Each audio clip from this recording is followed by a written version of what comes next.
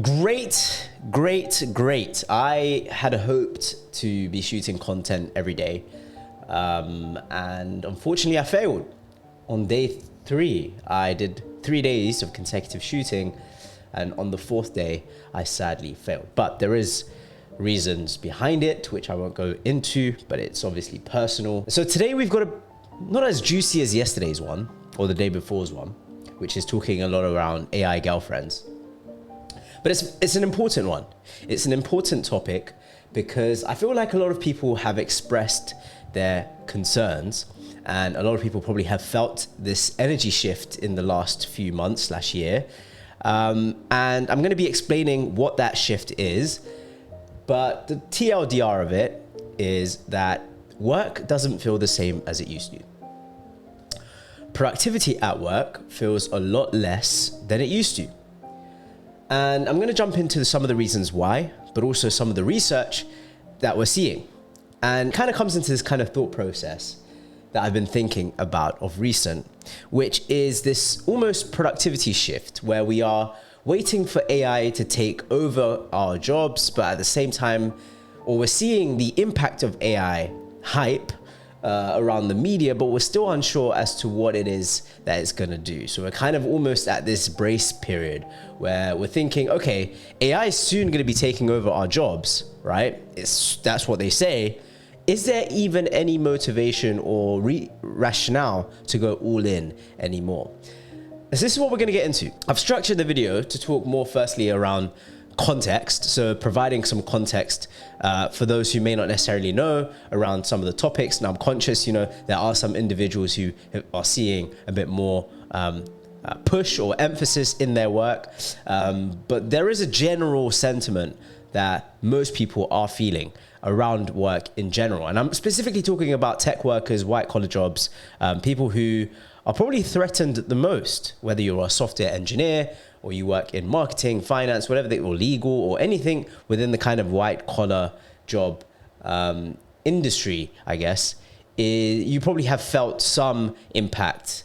Maybe, Monday morning, you'd expect the office to be as busy as it used to be, but not anymore. So let's jump straight into it. Let's jump straight into it, right? So the main tagline, I guess, is this: AI can immediately boost worker productivity, but it comes at the cost of motivation and makes employees bored with their jobs. Now, when I first read this article, I felt a sense of connection. Now, picture the scenes. Right? So Monday morning, I used to work for a large fintech company. I used to work for a very large fintech company, the largest in the world. Monday morning, let's say it was 2017, 2018, the trains used to be rammed. People were reading newspapers. There was a lot of energy. There was a lot of buzz. Monday morning used to be the central day of the week because everyone everywhere started their projects. There were strategy meetings. There were so many things going on. So many things, whether we had to meet an agency or a vendor, we just had so much going on. Our calendars used to be packed, and it used to involve coffee breaks, lunches. There was just so many things kicking off, and you can kind of feel that energy and buzz. And that was a continuation of I guess, generations before us, right? I worked in Canary Wharf. I worked in central London. And for us, these periods, especially Monday, were the most lucrative, was the most buzzing, was the most exciting. And it just felt like we were kick-starting the week. This Monday, or last Monday, or the Monday before that, or the month before Monday, right? I'm not making any sense, but let me land. The trains have available seats. The trains are empty. It's quiet. There is no conversations around what's going on in the week. People are on their phones. People are reading. There's a lot more, leisure time, right? And I'm not talking about reading the Financial Times or reading some sort of news article trying to prep themselves for the week. No. They are reading Saving Grace. They are reading Book of Ideas. They are reading War and Peace. They are reading things that they enjoy. Now, before you guys think that I'm swinging towards one way, I'm not a workaholic. I'm not a kind of a a hustle porn advocate, right? I actually think we are heading in the right direction. So I just want to make that my standalone position as of this video. But anyways, there is a clear change in motivation and what makes employees bored with their jobs. And I think a lot of people are kind of, the conversations that I've had in the office, right, is it almost feels like he who shall not be named. And I'm not giving AI a pronoun. I'm just using it in context of the Harry Potter passage here, right? Whenever you mention artificial intelligence, it has to be mentioned in hushed tones. It has to be mentioned in hushed tones because of people's insecurity around their job and financial life. And this isn't a problem. This is actually things that you have to be sensitive of when you are at work. There are many people who've spent years and years and years mastering their craft only for it to be almost on par or sometimes even overshadowed by artificial intelligence. For example, let's say you are working on one of your best projects. It's your best project, one that you are the most proud of. You get it out in the world. You're very happy, spend hours, days, months, whatever the case may be. And in the comments, people say, well, that's been done by AI. How gut punching is that? How heartbreaking is that? And that's the reality that we're living in. And so most people have seen this done currently and they're pushing back. So let's read into this article, right? As more workers incorporate AI into their day-to-day lives, a surprising dichotomy is taking shape. Employee efficiency may be increasing, but it could come at a cost of motivation. Once workers use generative AI to complete a task, their desire to do a task without AI takes a major hit. According to a recent study published in a scientific report, employees reported an 11% decline in intrinsic motivation and 20% increase in boredom. The researchers conducted 4 different experiments in which 3,500 participants were tasked with various real-world assignments, including writing a Facebook post, drafting an email, and writing a performance review for a subordinate.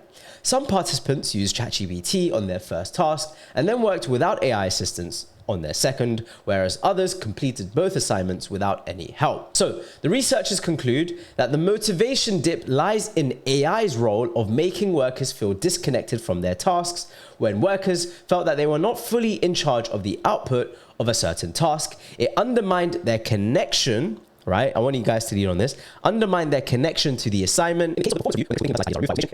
So what did we learn from this? We learned exactly what I said, which is that with companies now almost forcing their employees to leverage artificial intelligence, there is this disconnect in terms of the output. Now, humans, we have this intrinsic responsibility to our value in our workforce, meaning we get a sense of pride, most of us anyways, get a sense of pride in the work that we do, right? Because there is this kind of feeling, it's part of the Maslow hierarchy of needs of personal accountability and also personal satisfaction that comes into the work that we do. Some people's whole identity is normally tied to the work that they do as well. So what we're seeing now is that aspect is threatened by the use of artificial intelligence, because not only are you not in control of the output, you are using some assistance throughout most of the experience, meaning there is a question on how much value you've added in versus artificial intelligence. So when that comes into play, when there is a disconnect, when there is almost a conflict between your personal responsibilities and your kind of feeling of desire, and then on top of that, you mix it with artificial intelligence output, which tends to now almost fall into kind of the feeling of power, right? Meaning it can probably do a lot better work than you could. That's when it becomes a lot more tricky. So we are living in very tricky times. We're living in very tricky times because most people aren't very sure with what to do with their lives. And so this is why the big disconnect has happened. So now when you go into the office, there are lots of people who are almost offloading their brains onto AI and using that as kind of their way of working. Now, is that the best way of working? I don't know yet. Right? We are still unsure. A lot of us are still in this testing ground. Companies are having a lot more grace period for their employees because they understand that they have to use this technology. There's billions and billions and billions, if not trillions of pounds and dollars invested in this technology. So we're kind of almost, the world is doing a big bet. The world is doing the biggest bet, and it could either go one way, which is the burst or pop, or it could go into the utopian fueled life that we think AI could create, right? There's only two ways. There is no in between. There might be an in between, I'm not sure. But it feels like it's very drastic because the amount of energy and expense put into artificial intelligence suggests that it could lean into both extremes, right? If it was a slow kind of rollout and there was minimal investments and slight investment, but not too much investment, and is incremental versus the explosion that we're seeing now, then that would be different. But because it's so much, so fast, so quick, I landed there, we are unsure of the impact. So let's jump straight back into kind of what we're seeing here, right? So there's another area to this argument, which is we're all exhausted. Since 2020, the world has probably felt a lot more exhausted, right? So the great exhaustion, why we are more tired than ever and what to do about it. So there's obviously these trends that we're seeing, right? Which is trends like quiet quitting, the great resignation, and the bare minimum Mondays are indicative of a new era we've entered, the great exhaustion, right? Now, I'm not going to be showing clips of TikTok videos of people talking about, quiet quitting and all of these kind of the great resignation or these kind of era-defining moments that we're seeing online. You can see a bunch of them on YouTube. I'm not the YouTuber to just play videos all day. I just want to share my thoughts and dip, okay? When I see these videos of people quiet quitting, the great resignation, the bare minimum Mondays, there is a rationale behind it. And I'm sympathetic to that because I, for one, have been involved in the kind of always on, always switching. I used to work in venture capital, right? I used to work in venture capital. And during my time in VC, it was the most exhausted I've ever felt in my entire existence. The most exhausted. Burnout, forget about it. That was 2 weeks prior. I felt mentally, physically, financially, in every aspect, spiritually just dead and drained. And this was in 2020. It was always on. I worked across different regions from, Asia to the US to Europe. And it was very, very tough because we were working at home and most people were online. People felt the need to always be connected. And so when you have a society that, that spent the last 2-3 years post-COVID just being connected and have that signal, that green icon on Slack just to show that you are connected. And if you disconnect it for 1 second, you're in that kind of position of like, you're almost getting let go. Then this is the kind of aftermath, right? We are humans at the end of the day, and being always connected has had some ramifications, and we're seeing a lot of that ramifications today. Now, there is another argument. Which is we are going back to normal. This could potentially be the new norm. And I was thinking about that, right? I was thinking about this could be what it used to be before, because there was one extreme, which is post-2020, we were always on and always connected. And this, our now reality, is how it used to be prior to COVID. But then I looked into kind of the reports. But here's what it says, right? So employees' engagement has fallen globally to rates last seen during the COVID-19 pandemic, especially among young and female managers. Global engagement dropped from 23% to 21%, and disengagement is highest in Europe. Managers are disengaged and underprepared for a future shaped by AI. So engagement among managers have fell. Employee well-being is declining with managers most at risk, and manager training is key to reversing trends. Ultimately, the big message is that organizations need to invest in supporting and developing managers to improve engagement. I don't even think that's the thing. I don't believe investing in people is going to solve this issue, if we can call it an issue. I think we have to come to our reality, which is that work will never be the same. There's going to be a continuation of disconnection. Our work is going to be more siloed and more fragmented.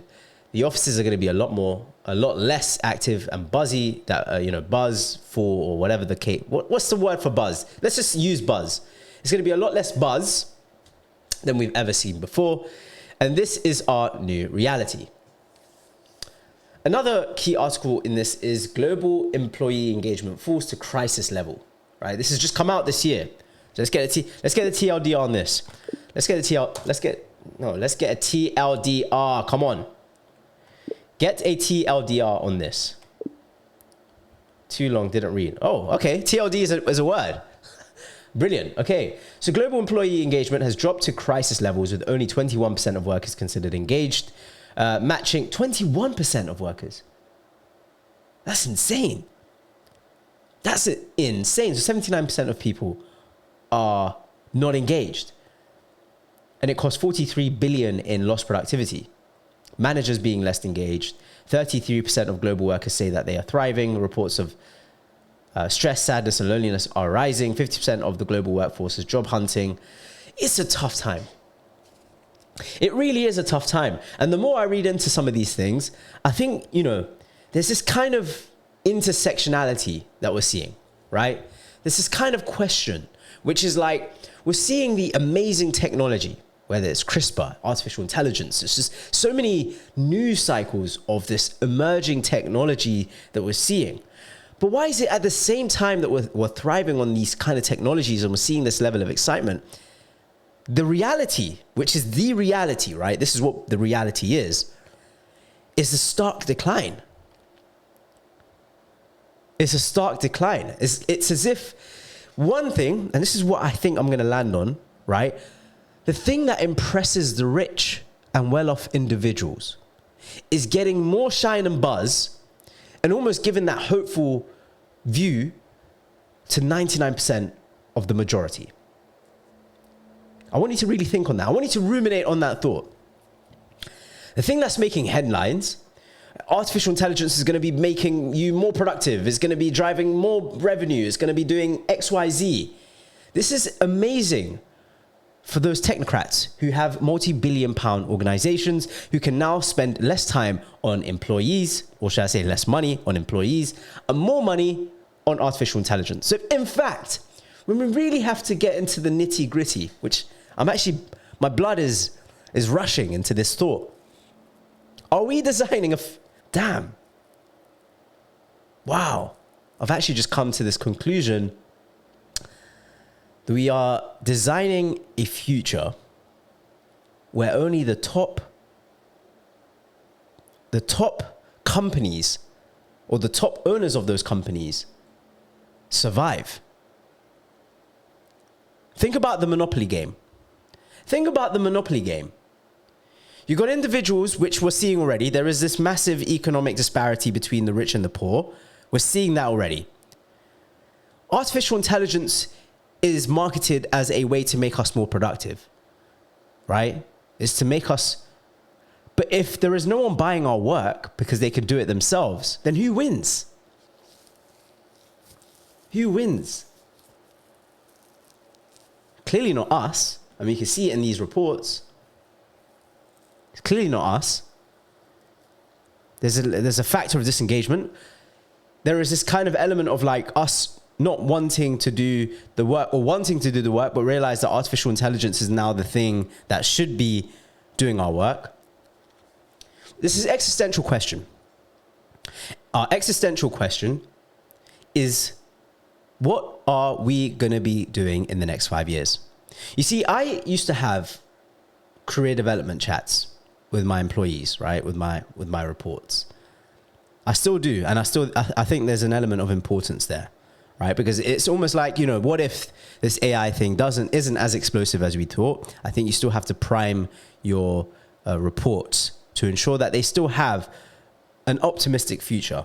But the challenge for me, right, and when I design these career developments, even for my own self, right, is there is an extreme that could be a possibility.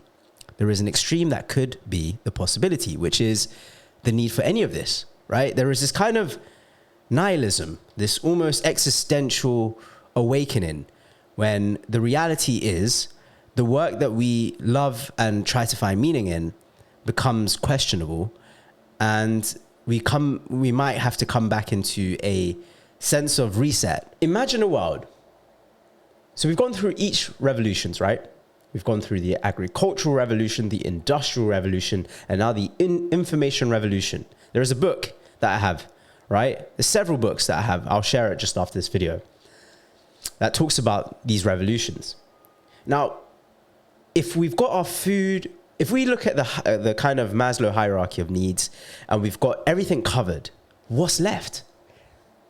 If food can be delivered like this, if housing and shelter comes in abundance, if our work now has kind of been taken care of in form of information and artificial intelligence becomes more agentic, and then soon we'll have robots who's able to do things, physical, manual labor, and deliver projects and buildings and constructions and plumbings and all these kind of things. What do we have left? Is this a thing that we need to prime for? There's a lot of people, I'm conscious this August, right? And there's in the UK, there's a lot of individuals who are now getting their results from A-levels, right? What's their future going to look like? For those individuals who have worked in these tech companies, who've worked in kind of, who's now kind of in the heat of their careers, right? We're questioning our future.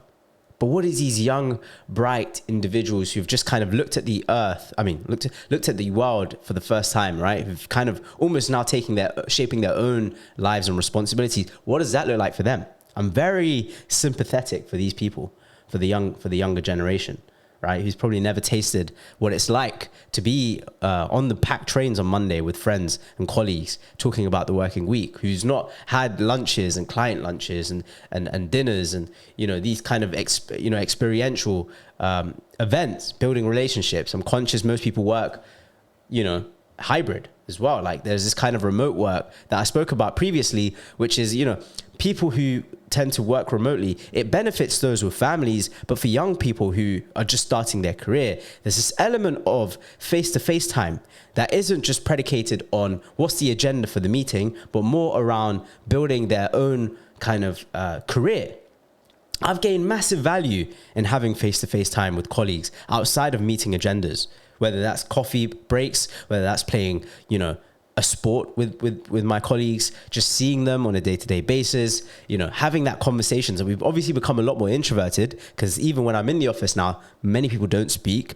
But prior to this, there was a sense of communication. And so most of my colleagues have become, friends, lifetime friends. And I'm conscious since the pandemic, I've not made any new friends. I've not made any new work friends. And that's because of our feeling of being less, connected and the fact that hybrid working has been more pushed towards. Now, there are some benefits to hybrid working. We're all conscious of that. But I will be the first to say that the benefits isn't outweighed by the positives. There's people who, especially for young individuals who are starting their careers, that are losing so many great benefits of having face-to-face time that they will never get again. You add AI into this pan, it's cooked. It really is cooked. So I kind of want to leave on this note. Obviously, I'm not here to be kind of doom and gloom, which again, I'm conscious these videos have been, but I have to kind of look at reality as face value. I have to look at reality as face value and say it how it is. Because I have to be the realist amongst the optimists that we're seeing on Twitter, that we're seeing on all these social platforms that say AI is transformational. Yes, it's transformational to those that may need it to be transformational, aka business owners, individuals who are looking at their kind of P&L and seeing, damn, we're spending $1 million on employees. Damn, we can send this, to AI and put a little bit more less to outsourcing in other low cost countries, which again, I'll make another video on, but it's the reality of some of the things that we're seeing at the moment. So yeah, I don't have a conclusion to this video. I hope you guys do. And this is the reason why I kind of want to leave it open, which is I would love to hear some of the thoughts, some of your predictions, some of your kind of ideas. I mean, is this the case for you guys as well in your workplaces, in your environments?